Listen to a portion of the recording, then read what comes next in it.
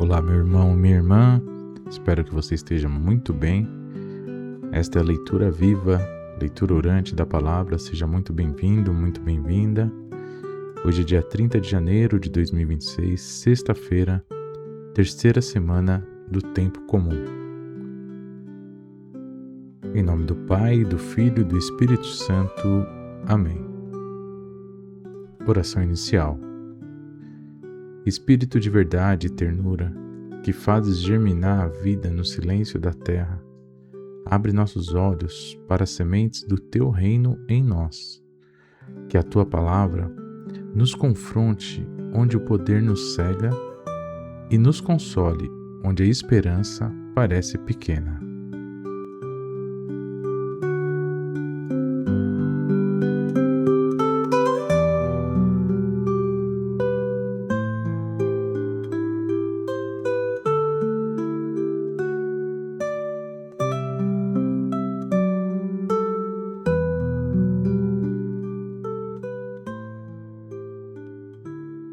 Primeira leitura.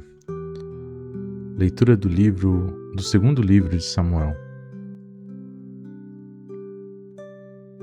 No ano seguinte, na época em que os reis costumavam partir para a guerra, Davi enviou Joabe com seus oficiais e todo Israel, e eles devastaram o país dos amonitas e sitiaram Rabá. Mas Davi ficou em Jerusalém.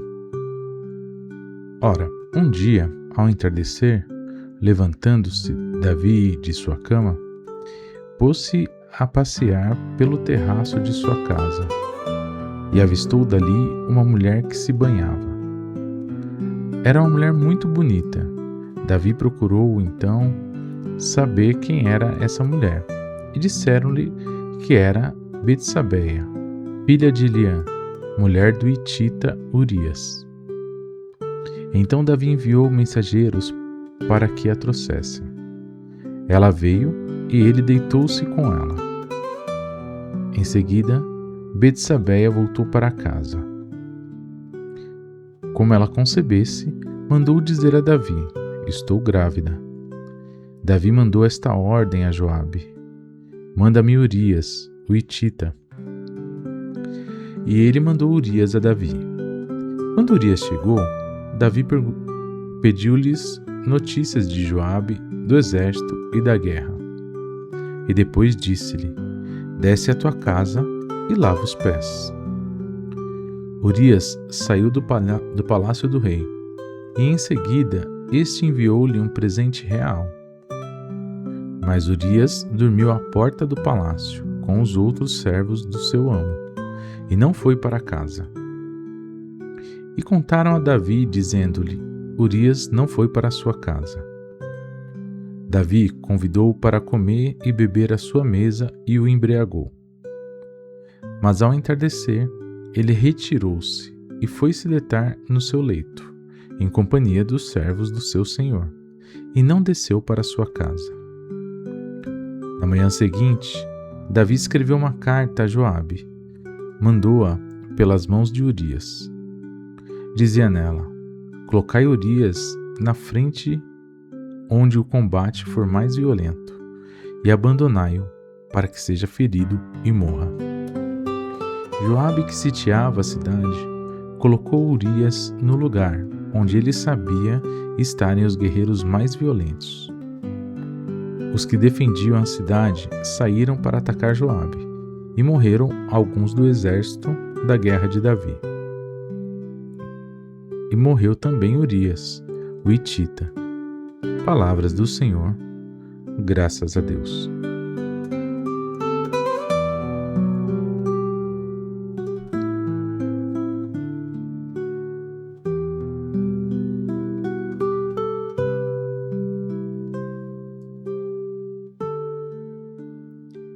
Salmo responsorial.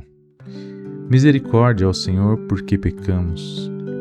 Tende piedade, ó meu Deus, misericórdia. Na imensidão do vosso amor, purificai-me.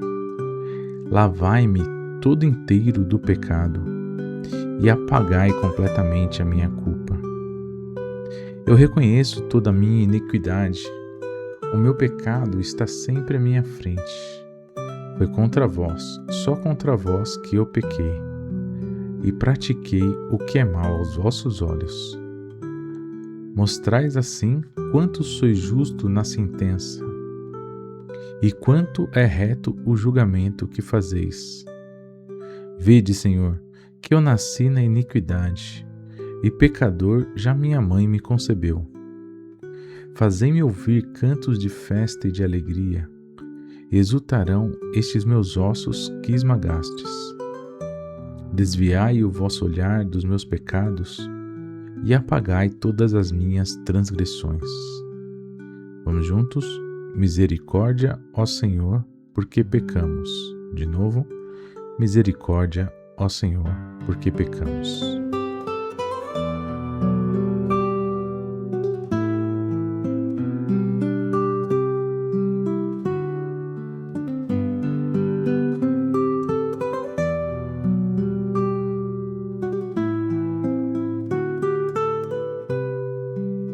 Proclamação do Evangelho de Jesus Cristo segundo Marcos. Naquele tempo, Jesus disse à multidão: O reino de Deus é como quando alguém espalha a semente na terra. Ele vai dormir e acorda noite e dia, e a semente vai germinando e crescendo, mas ele não sabe como isso acontece. A terra por si mesma produz fruto. Primeiro aparecem as folhas, depois vem a espiga e por fim os grãos, que enchem a espiga. Quando as espigas estão maduras, o homem mete logo a foice, porque o tempo da colheita chegou. E Jesus continuou: Com que mais poderemos comparar o reino de Deus? Que parábola usaremos para representá-lo? O reino de Deus é como um grão de mostarda, que ao ser semeado na terra é a menor de todas as sementes da terra. Quando é semeado, cresce e se torna maior do que todas as hortaliças, e estende ramos tão grandes que os pássaros do céu podem abrigar-se à sua sombra.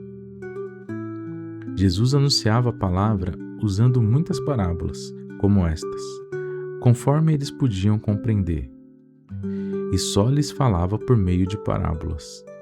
Mas quando estava sozinho com os discípulos, explicava tudo. Estas são palavras da salvação. Glória a vós, Senhor.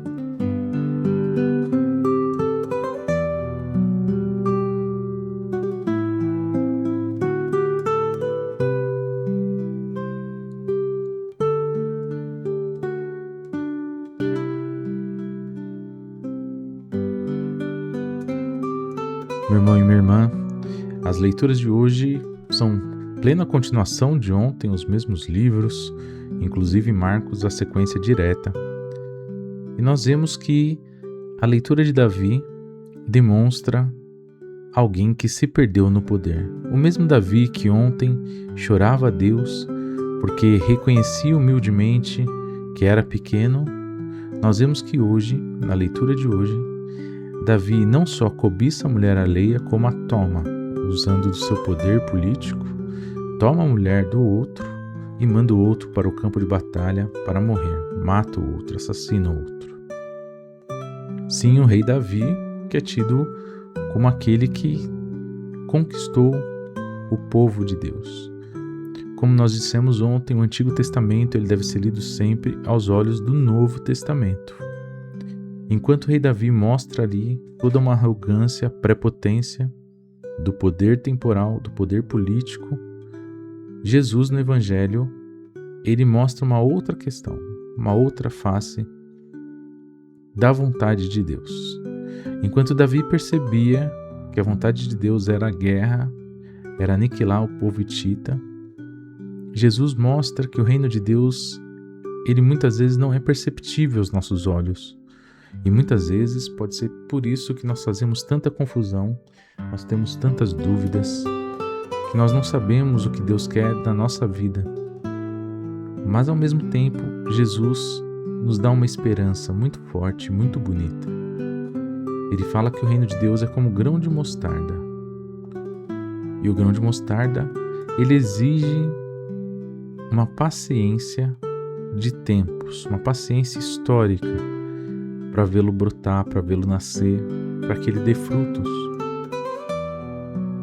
Então, muitas vezes nós estamos no caminho de Deus, nós estamos na certeza de que estamos fazendo a vontade de Deus em nossa vida, mas não vemos resultado. Nós não vemos a vida prosperando, não prosperar aqui no sentido de riquezas, de adquirir riquezas, não é? Porque isso é segundo lugar, mas de ter paz na nossa casa, de ter o amor na nossa família. Muitas vezes nós não enxergamos Deus presente junto de nós e dos nossos que amamos. Muitas vezes nós olhamos para o mundo aí fora e vemos tanta violência, vemos tanto desamor e nos perguntamos: onde está Deus? Isso é muito bonito, é importante que nós nos perguntemos sobre onde está Deus, porque quando nós nos dermos contas, nós vamos nos lembrar de que Deus está em nós.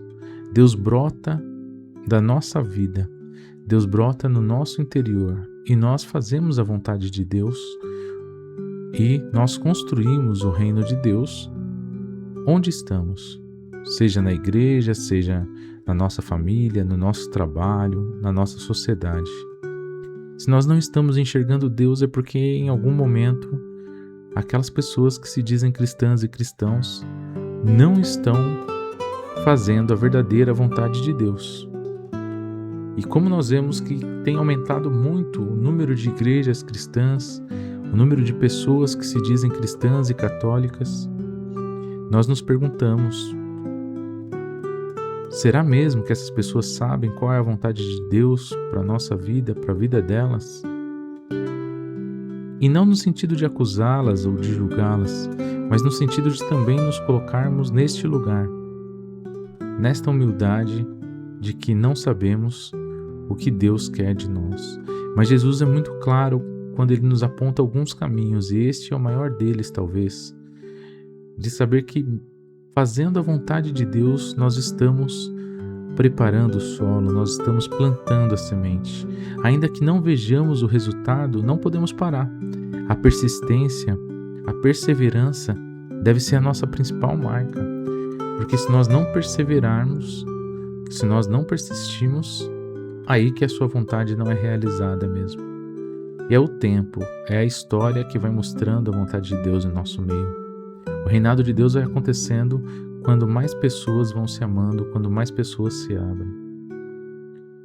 No Dia Mundial da Paz, em 2024, o Papa Francisco falou assim: a esperança cristã que impulsiona a trabalhar pela construção de uma sociedade mais justa não é uma ilusão, nem um otimismo ingênuo, mas a certeza de que a semente do reino de Deus já está presente e crescente entre nós, ainda que de modo invisível.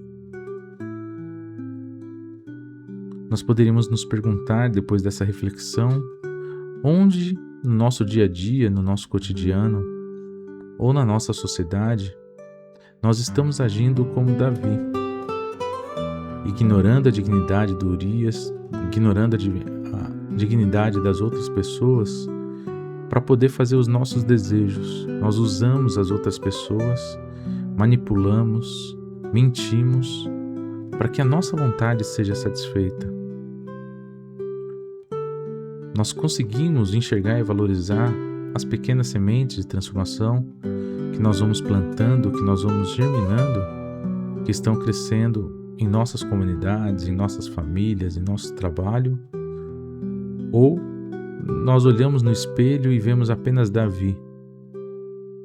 É uma pergunta que podemos deixar para o dia de hoje e procurar cada vez mais pedir a ação do Espírito Santo em nossa vida para que nós possamos ter a coragem necessária para perseverar na construção do reino de Deus como semeadores e semeadoras da paz, do amor, de um mundo de mais justiça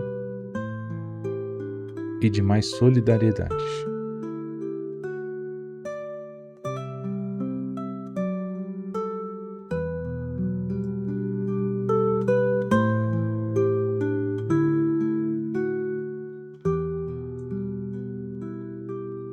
Pai de bondade, que a tua justiça nos alcance para nos converter e a tua paciência nos sustente para não desanimarmos diante da pequenez dos nossos passos.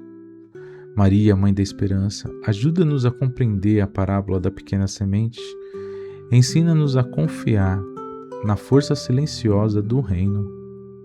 Amém.